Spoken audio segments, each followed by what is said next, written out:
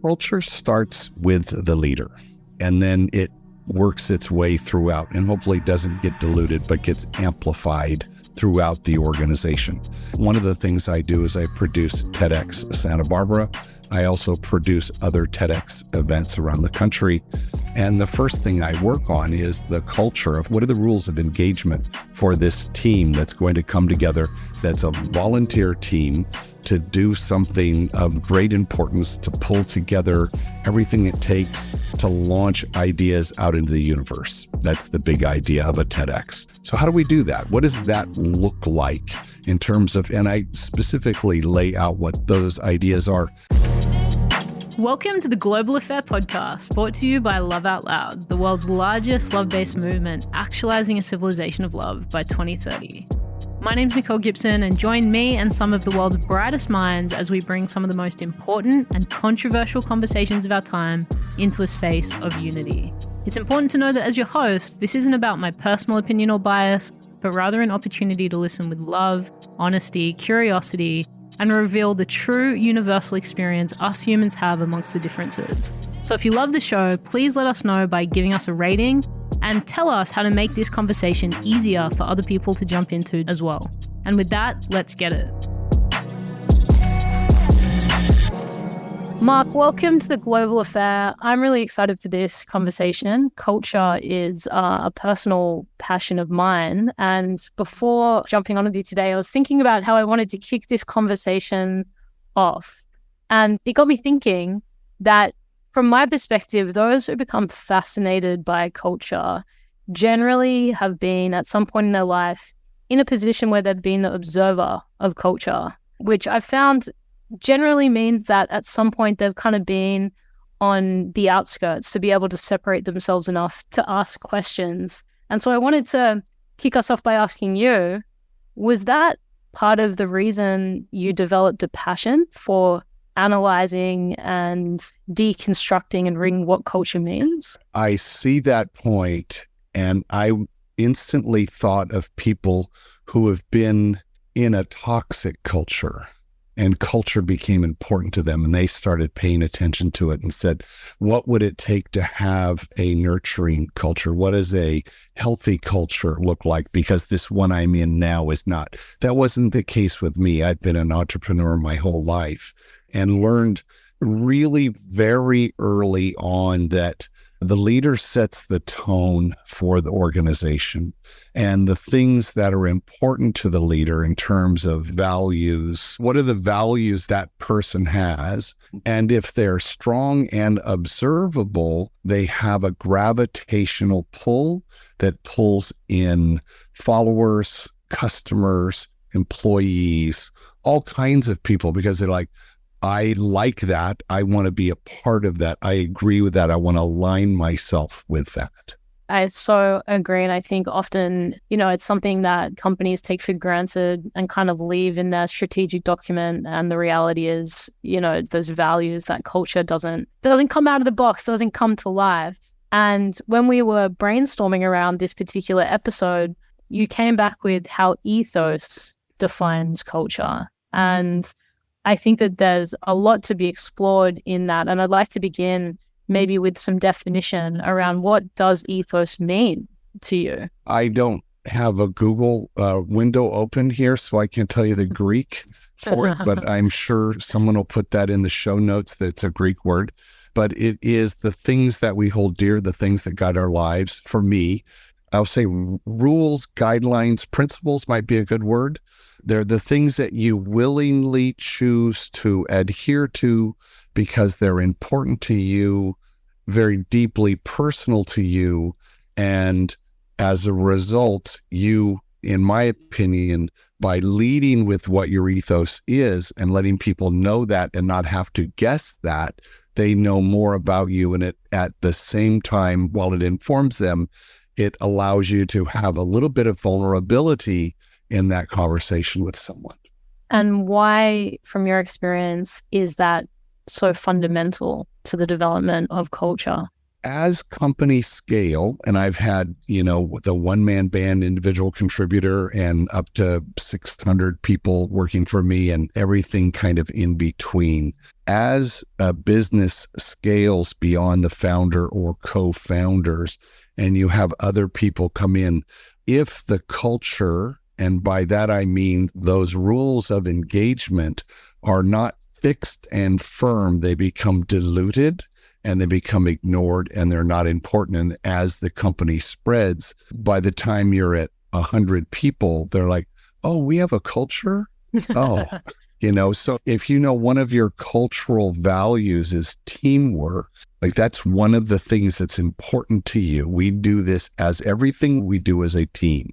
Okay, that's important. So one could then say, well, what does teamwork look like? It's great to talk about it. And I'm very against having your values printed on the back of your business card or put on a decal next to everybody's workstation. That's not at all what this is. It's what are the observable behaviors of that ethos. So we could all see it and we know it. And we also know when it's not happening, saying, that doesn't look like teamwork to me. We're all about teamwork here when we work. And when the culture has been effectively and consistently communicated, the employees will say it to one another, especially the new kids as they're coming in. No, that's not how we do it here. We enjoy teamwork. A good example of this is the Ritz-Carlton, world famous for their quality and their service. And they would clearly say that it is their ethos that drives their rabid commitment to support. And every single week, there's a single ethos, a single statement that is communicated throughout the entire company and is reiterated from the people that do the laundry up to the executive suite. This week, this is the thing we're talking about. And we want to see examples of that by Friday and talk about them.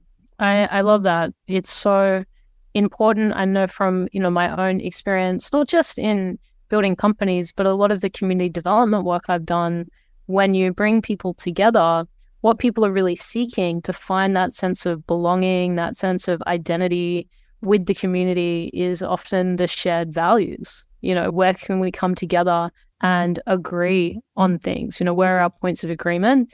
And even where are our points of disagreement? Where are I think it was a Jordan Peterson podcast that I was listening to recently, and he said culture is defined mostly by its taboos. And I thought that was also quite an interesting kind of way of understanding culture. What has your experience been in your own companies? And, you're an executive producer. I'm sure a part of that has been bringing teams together to really tell stories, which is so defining of the establishment of culture. Culture starts with the leader. And then it works its way throughout and hopefully doesn't get diluted, but gets amplified throughout the organization. One of the things I do is I produce TEDx Santa Barbara. I also produce other TEDx events around the country. And the first thing I work on is the culture of what are the rules of engagement for this team that's going to come together, that's a volunteer team to do something of great importance, to pull together everything it takes to launch ideas out into the universe. That's the big idea of a TEDx. So how do we do that? What does that look like in terms of, and I specifically lay out what those ideas are. And part of the thing with TED specifically is in 2003, Chris Anderson had just bought TED from Richard Saul Wurman.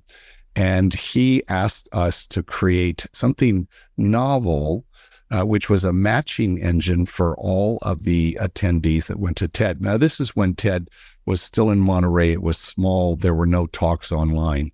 And there's all these amazing, interesting people that go to TED. You had to be invited. So you knew of these 900 people that you were looking around at, there's something cool about every single one of them.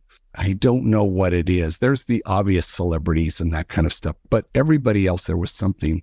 And so when we went to decide what were the things we were going to match people on, and Chris said, we could match on all kinds of things, interests and hobbies and experiences and all of that.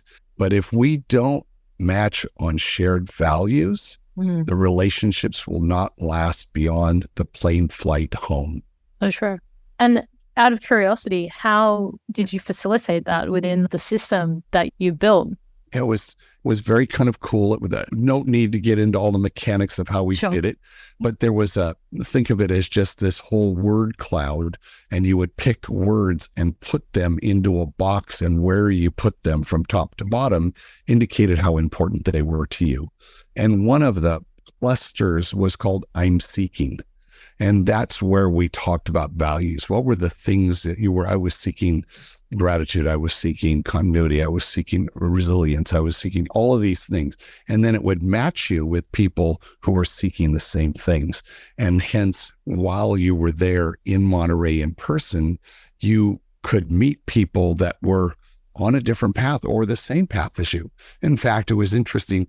Some of the people wanted to know who was opposite of them. That we had probably 10% of the people, and they said, Mark, would we be able to see who's opposite of me? And of course you could. They hadn't dawned on them how to do it. I says, yeah, all those people on the fringe of your circle of pins, you're in the center and pins are close to you based on what you have in common. All the ones on the fringe, you maybe only have one or two things in common. So that was really interesting.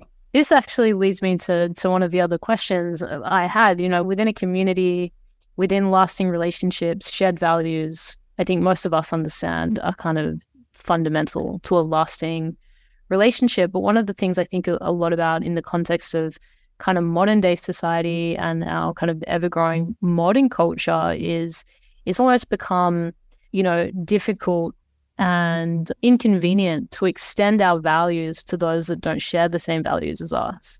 And I think therein lies some challenge that we will face as a society if we don't kind of intentionally and willingly surround ourselves with people that think differently to us, value different things to us. I think that there's definitely a correlation with our level of patience, tolerance, altruism, compassion when we actively do have relationships with people that think in different ways, value different things.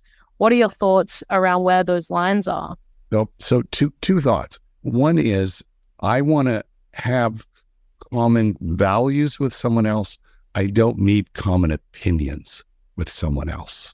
If they don't value relationships, they're a transactional person, then it's not going to work. Even though we're agreed, it doesn't matter. So shared values, different opinions. Yes, please. I mean, Leonardo tells us always have a naysayer in your inner circle. Always have someone who is, going to say, hey, look, you're looking at it the wrong way, Mark. I'll give you an example. So my values have come from lots of different things. I was a Boy Scout early, like 12, 13 years old, and got that just kind of that first introduction to thinking about things that were bigger than me, and became a martial artist when I was 50. And in martial arts, living a martial life, it's courtesy, integrity, perseverance, self-control, and indomitable spirit. Those are the five. So how does someone know that about me? It's how do I show up? Am I courteous? Do I have an indomitable spirit? I can't be beaten. Do I practice self-control? Those are the things I want people to see in me. An example, we were hiring someone, this is probably 10 years ago, to work in our company. And my wife and I were running this matching engine company that we had originally done for TED. And this person was there. And I said, well, we need to tell you, we live a martial life and we run a martial company. And that's more important than the company. You need to know that about us if you're going to come and hang out with us. She says, well, what does that mean? A nice courtesy, integrity, perseverance, self-control, indomitable spirit.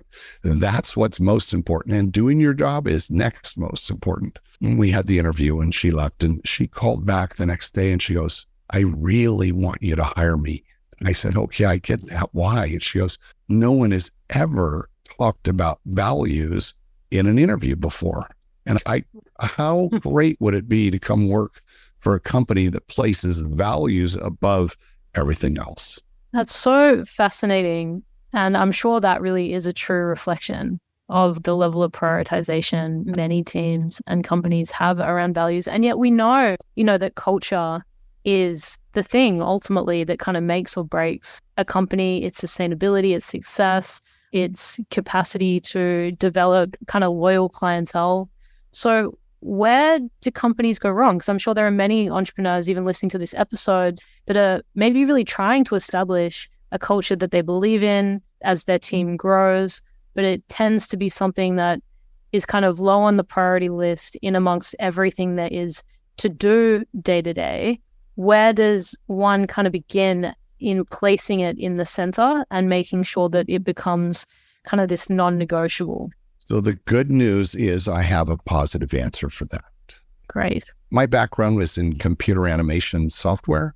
So I started a company called Wavefront, which became Alias Wavefront. We created software. If any of your listeners have had anything to do with computer animation, they will have probably no doubt used software called Maya.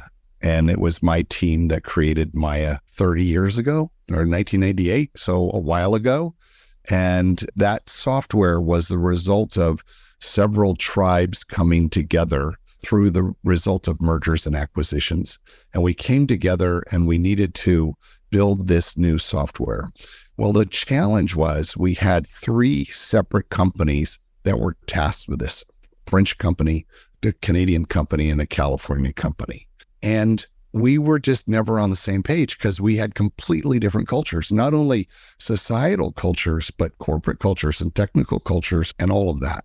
So we had an offsite here in Santa Barbara, and we brought everybody together and we brought in an outside facilitator. I'm a big fan of members of the team don't give notes to other members of the team. This comes from improv. So we have bring in a coach, right? And the coach can do that because the coach is coach. And so we had a coach. And he said, the first thing we need to do is you need to all get on the same page with what's important to you. You could call them whatever you want, but you have to decide. And so we came up with something that we called observable behaviors. So we wanted to be able to see those things, as I said earlier about teamwork, we wanted to see those things in action. And so we came up with 12 of these, and it took us a good part of a day to agree on what those were. And I actually have them up here. I'm going to read a couple to you because I think they were important.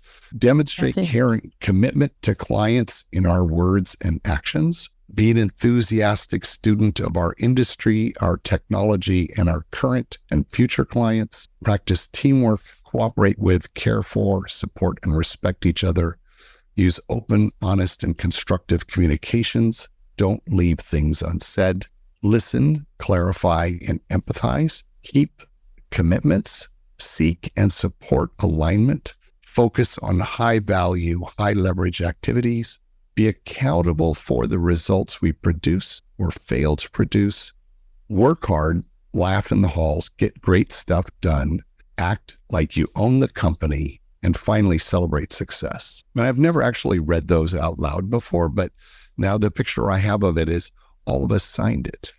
And then what we agreed to was in our team meetings, either at the beginning of the week or at the end of the week, we would ask for examples. When do we see someone do that? So we consciously, for well over a year, constantly talked about this. This was a big part of the conversation because we knew if everybody in all the meetings knew we were looking for those kinds of things, they knew that was important. And I don't think we missed anything there. Like, I think those observable behaviors are transferable to literally any company. Thank you for sharing them with us. What has been, through your journey of understanding the importance of culture, bringing that into the teams you've led, what's been an example of some of your biggest F-ups culturally? We can learn from some of those mistakes because I'm sure many leaders will be able to relate. Yeah, lack of transparency. That's the one I'm looking to see where that one is exactly. Use open, honest, and constructive communications. Don't leave things unsaid. That will kill a company when there's things said at the executive level and we can't let things get out, or there's bad stuff happening. Or, I mean, I think there's a lot of tough conversations that are going on, have been going on in tech specifically right now. I think as a result of COVID and the way the world is now different post-COVID, there's a lot of tough conversations. if you are running a transactional organization, every interaction is a transaction with you and the employees. If you're running a relational organization, everything is done in terms of a relationship. Would I keep secrets from you if we were in a relationship that was healthy? No, not at all. So there's a perfect example, right? And I would say another thing that's probably the most important aspect or result of a positive culture. That's what it is. The result of a positive culture is a feeling of safety in everybody in the organization. I totally agree. People ultimately want to be seen and heard. And yet, I think generally in the world, we've got an epidemic of loneliness, I think, that's largely fueled by people not feeling seen and heard. And then when you think about the kind of distribution of time, as we know, most people are spending more time with their colleagues, even if that is now mostly via Zoom per day, than they are with their significant other or their children or, the rest of their family and friends. So I do think it's important for leaders, CEOs, managers to understand how significant a part of their team's life the company they're a part of actually is, and how defining that can be to the quality of their life, their level of self-confidence, their level of emotional, psychological health. I know that we're going to be talking about that a little bit next month when I'm very excited to come into my TED Talk. This is a personal area of passion because I've seen so often a negative workplace culture can really cause someone to have significantly impacts their mental health and their quality of life across the board. And so where do leaders need to start to kind of look in the mirror maybe and start to ask questions about how they can do a better job in helping their people feel seen and heard? Where do they potentially go wrong? What are the traps that we need to kind of avoid as leaders? And also, where are the lines? Because I think a lot of CEOs, managers, leaders right now also are struggling, and I'm sure kind of educators feel like this as well, struggling with the sense of that there's a pressure to be all things to everyone. So there was a lot in all of that. So I will pull one lesson out that I think is important. It's something I've learned from being in improv. And in improv, one of the things we start every session, we teach every Tuesday night. And the first thing we do is we create a safe space. And we go around and we look each other in the eye, which people are not very good at, by the way. And we take a beat, hold that beat, tap them lightly on the shoulder and say, I've got your back. Do that at the same time. We go around the whole 20 of us, got your back. Have you ever heard that in a business meeting? Hopefully in the Love Out Loud team, that's not something they hear when they go to work every day. What if the boss told you, well, maybe it wasn't in a team meeting like that. I love to manage by wandering around. I did a lot of that. I just walk up, and so creating that safe space is the boss is not the boogeyman. It's not toxic, but I come up and you say, hey, I've got your back. I know you're working on a really important project and you're super stressed right now. I've got you. We're going to give you what you need to be successful, as opposed to just being harsh, screaming manager. So what does I've got your back look like? And I think that leads to something. When you say to be seen and heard, a word comes to mind that's a trigger word for me, which is recognition. In my world, recognition is free. It is very easy to come and say, oh my gosh, that was so good. What was that sentence you said when you said, Danta? Oh my gosh, that was fantastic. Recognition is free. Use it. The Kevin Kelly, the founder of Wired, said, color is free, use it. Recognition is free. It's so easy to be the boss who is cognizant of the fact they can't do it without a team and to value the team. And again, this gets back to relational versus transactional. Yeah, this is what I refer to as acknowledgement. The power of acknowledgement allows someone to emerge, from themselves, to feel like there's a sense of belonging. And I think we all innately have that need for significance. We really do. We're tribal beings. We want to be seen, by the people around us and to know that we're valued. You said the biggest F-up in your journey of establishing positive culture was a lack of transparency Do you feel comfortable sharing maybe that moment in time where you were at in your leadership? I would say it was probably around layoffs and reductions in force. Those are the hardest decisions and the ones you had to, especially back in the day as a public company, there were lots of things you couldn't say to people, and that was very antithetical to who I am. Yet I knew as a corporate officer, you had to keep your mouth shut. And so that was very challenging for me. That was years ago now that I think about that. I mean, that's so relatable, right? I think for anyone that has to give someone the news that they're being let go of, that's tough. And I have as much compassion for the person that's being fired as I do for the person that has to deliver that news. And, I think that we have a lot of young entrepreneurs that listen to this show as well, and they might be kind of crossing these bridges for the first time. I wonder, is there any kind of advice that you have in hindsight around how that could have been handled with more transparency, more grace, in a way that you could have felt really proud of? I think that it was after that we decided to integrate business conversations into the technical conversation. Here in Santa Barbara, we ran a technical office. So we didn't have a big sales and marketing team. It was all technical people. But the managers were very aware of the business and how many this and that's we were selling and all of that kind of stuff, right? And management, the pulse is on the numbers and quarterly results and all the big deals that you're going to get or you're not going to get. And, we have to have this feature. It's the same stuff. One way of managing is to shield your engineers from all of that. And we made the decision to let the engineers all know what was going on. They didn't have to know all the nuts and bolts, but hey, let's give you the big beats of where we're at, how things are going. It's your company. You all have stock in this company. You should know what's going on. And it was the shift for us was in having that radical transparency that changed everything, in my opinion, in terms of, to this day, this coming year, the company would have been 40 years old.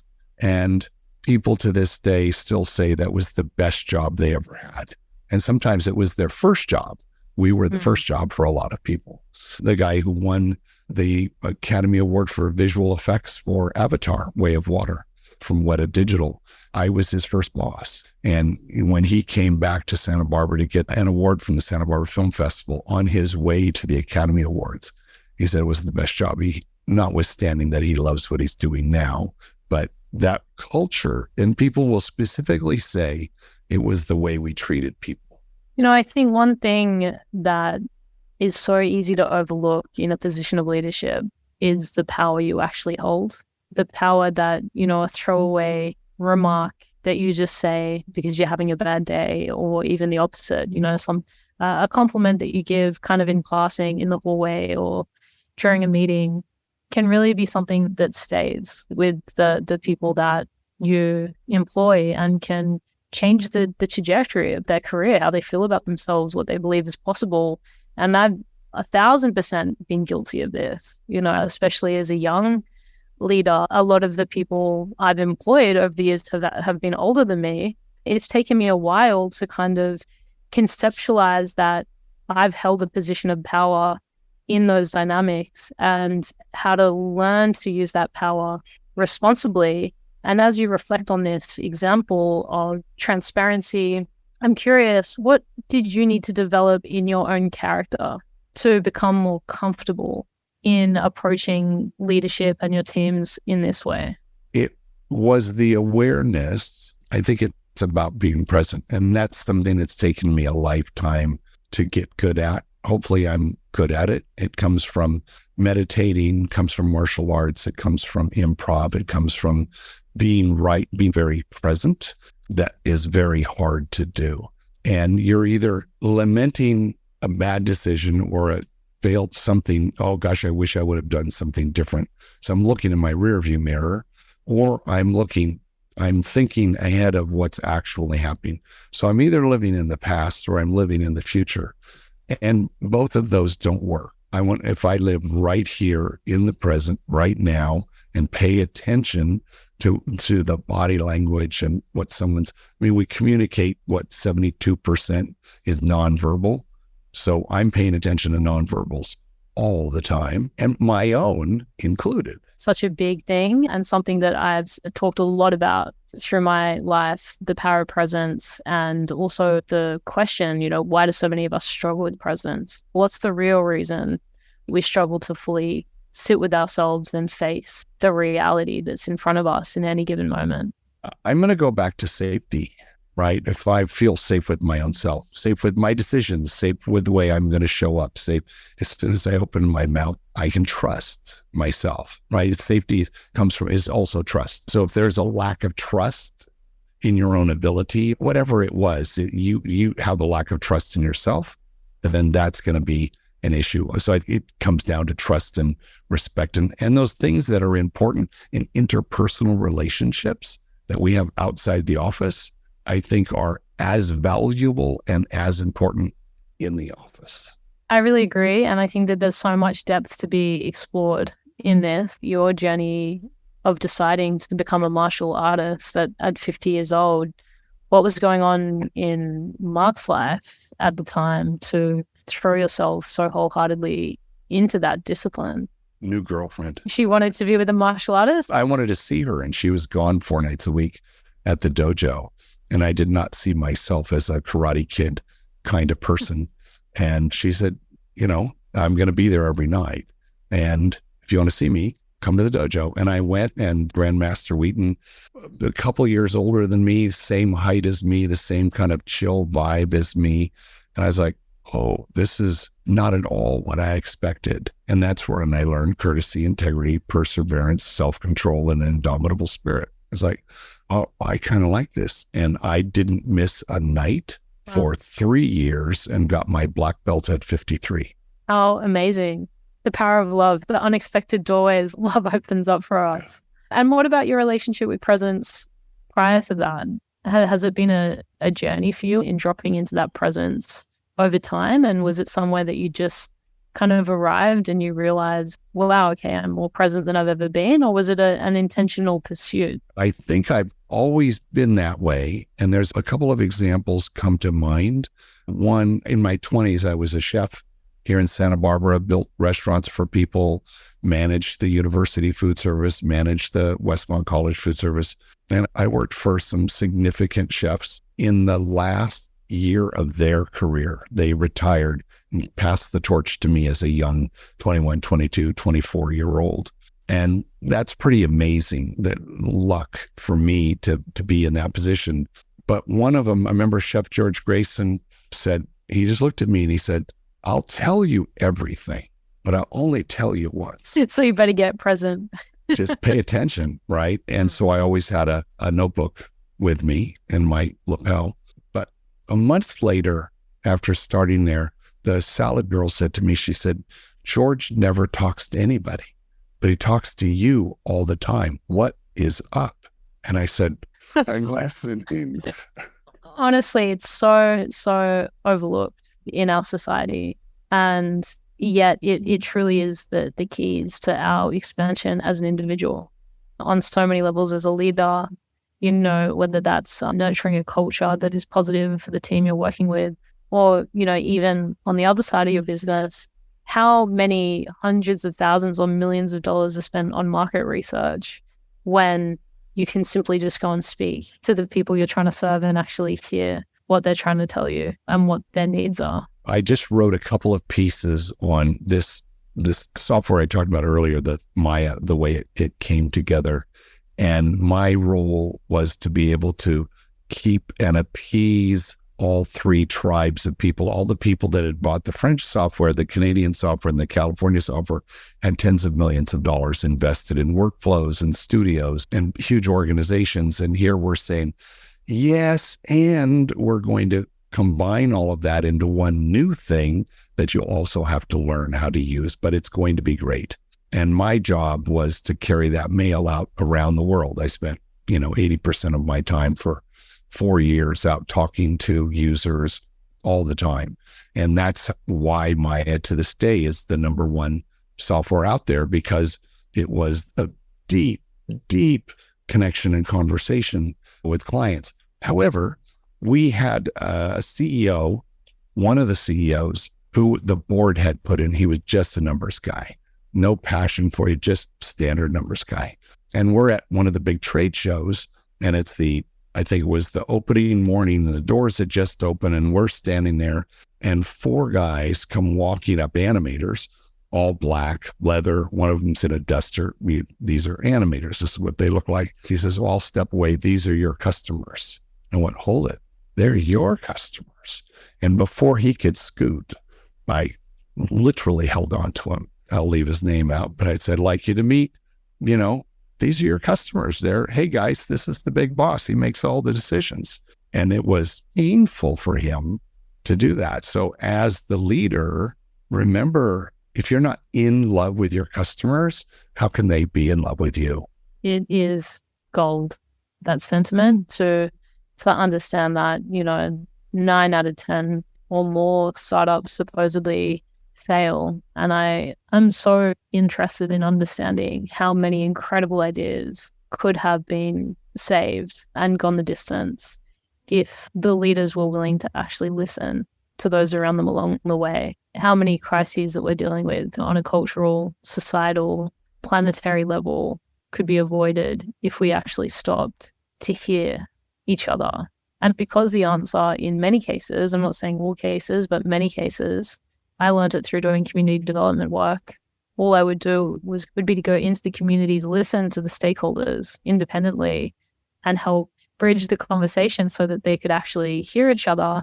And all of these kind of exacerbated issues that everyone believed so deeply that were irreconcilable were, of course, quite simple to reconcile once people were willing to actually listen to what the others had to say. And more often than not, actually, there was a recognition that all parties generally wanted the same thing. They just had a bit of a different perspective, but because of the simplicity of that, it's often overlooked. And I think, as you were mentioning just before, the safety in ourselves, literally the safety in our own body, our own emotions, the thoughts that we think, the things that we feel, when we are comfortable with ourselves, our ability to no longer make it about ourselves and to actually open ourselves beyond the feelings of insecurity, discomfort, tension, resistance, all of that becomes possible.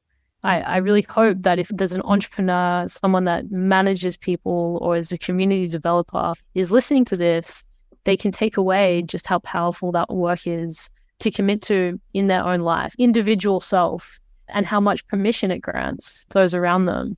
That last bit, something went through my mind, like having doubts about yourself or imposter syndrome, or I'm not good enough, for all of those things, right, that hold us back.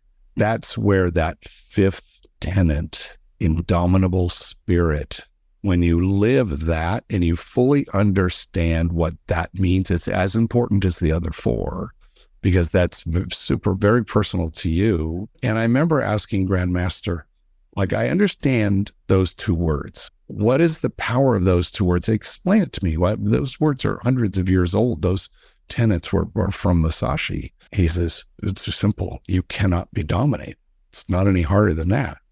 Really? He goes, yeah, no, you can't be dominated. When you feel that at your core, and physically as well, stand, feet centered, soft knees, roots down into the earth, big breath, and I know my key energy is strong enough that someone is not going to push against me and I'm not going to move. And it's not about being an ego or being a dick or anything like that.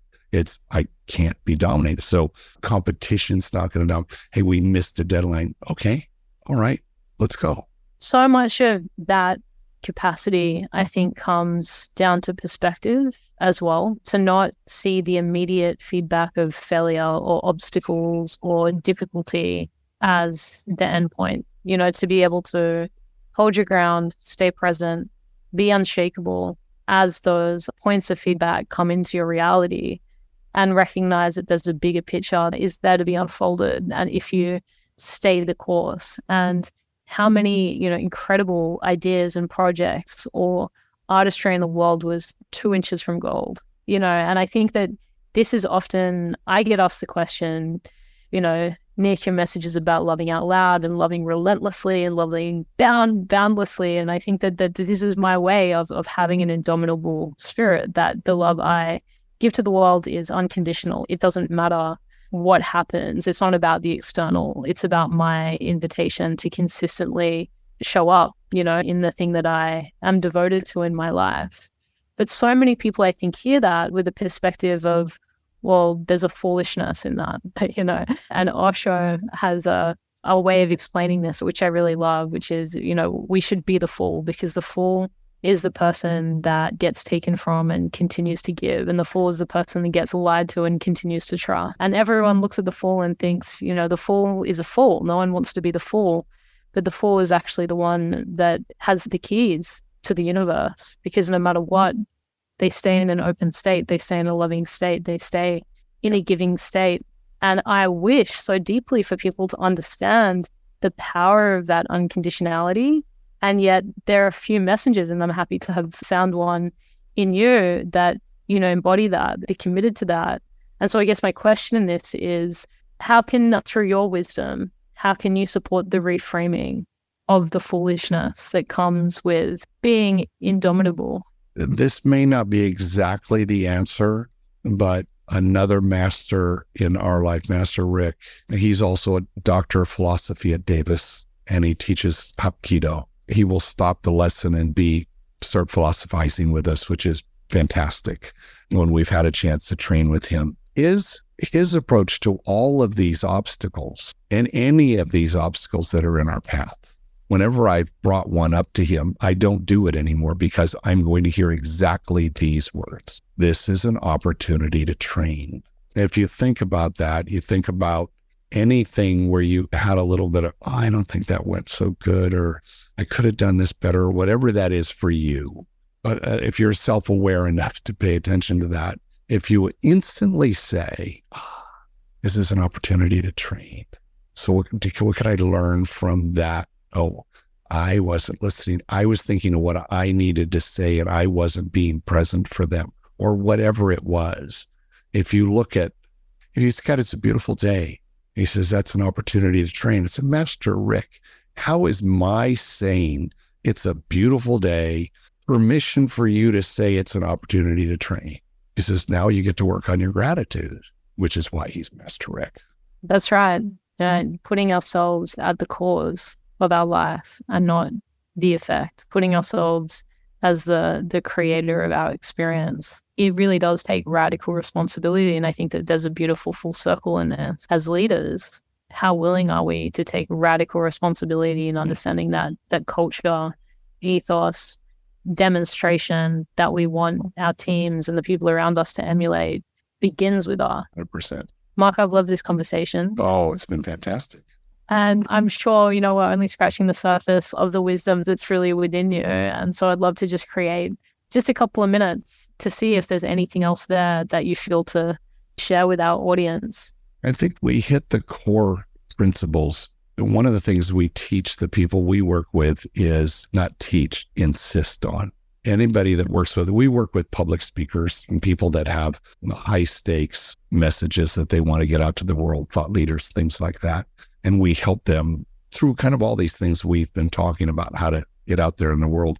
And one of the things we do is we have every single one of them put their ethos on their homepage. And like, if you go to my website, you'll see what it's like to work with me, which is, these are the things that are important to me. These are the things you can count on me for. This is what it's going to be like. And if you're good with that and you can expect that, then that's great. We had talked earlier about if I disagreed with the ethos, I want to know I don't want to know what I'm getting into right off the bat. And I think generationally, people who are looking to be a customer or to be an employee are doing more due diligence on your organization from that point of view than ever before.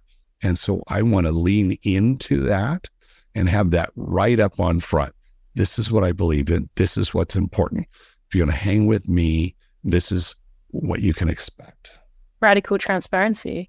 I love that. And how can we support you, your amazing work? You're the producer of TEDx Santa Barbara, so we can drop some of those links in the show notes. Maybe you can give a brief explanation around how you innovated for TEDx, how that has manifested itself inside the Saloon series. So with us, we had done live events. People are familiar with watching TED Talks. Someone walks into the red circle and launches an idea out in the universe. If everything is aligned correctly, that idea is going to get traction and get spread out. That's the whole point of everything we do. When COVID hit, we had to cut our 2020 plans, and TED in New York City was very open to innovation. TED is a very innovative organization by one would expect. Most people don't know the inside workings, but as organizers, we do. And they said, what do you have? What kind of ideas do you have? And I said, well, we're all using Zoom. And Chris had even done some conversations with people that were very interesting. I said, well, I'd like to do that. And that was 184 episodes ago that I've been able to say, what are the ideas that I think are important? Sustainability, technology, social justice, creativity, and just general ideas of how we can be better humans. And those are things that I think are important. And so we have people like you'll be on soon. So I think that's an important part of it is how do you create a space for an idea to flourish? So the other part of work I do is with storytellingschool.com. And that's where we really look at the truth of our attention economy and what we call continuous partial attention. And how do you, if you do believe that idea needs to get out there in the universe, how can you as a speaker who doesn't have an hour show like this to be able to get into the depth of something that's important, how do you earn the scroll? How do you communicate something in a 30-second reel? How do you, if you only have 3 minutes to pitch your idea in a room of angel investors and you have 3 to 5 minutes? I've seen it done 1,000 times the wrong way. And if you start with a story that is relevant and vulnerable and universally understood, you'll do really well. I love it. I'm so grateful that we get to jump into that next month. So, everyone who's listening to this, make sure you check out that episode and all the other amazing episodes. As I said, we'll link below. And if these guys want to reach out to you directly as LinkedIn, we always encourage if there was a takeaway, something like an epiphany moment that these guys, let the speakers know that they're changing lives. Very easy to find on the internet. Mark Sylvester, not Mark with a K, S-Y-L. They can find me everywhere. Perfect. All right. Thank you so much, Mark. Thanks. I've loved it. Thank you for listening, my friend. If you enjoyed the show, please let us know by leaving a review or sharing the episode with someone you love and expanding this conversation as far and wide as possible. If you're looking for a community to have conversations with about global affairs, please jump in our Telegram group or join our free think tanks. Thanks for being a part of the shift towards a love-based civilization. We'll see you in the Telegram group or in the next episode.